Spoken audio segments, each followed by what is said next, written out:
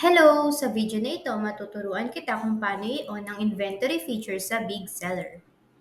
Pumunta sa setting, pagkatapos piliin ang inventory setting, i-click upang i-on ang inventory features.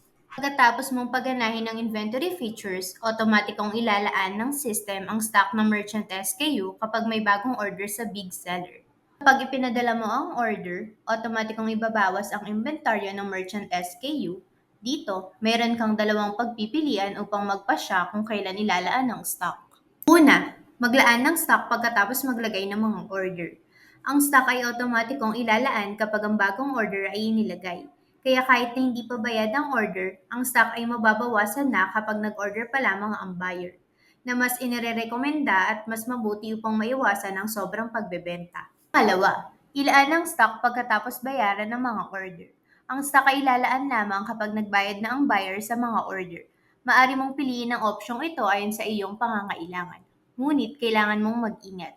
Kung ang buyer ay naglagay lamang ng order ngunit hindi pa bayad, ang stock ay hindi pa mababawas. Kaya ang ibang buyer ay maaari pa rin maglagay ng order na maaaring magdulot ng overselling.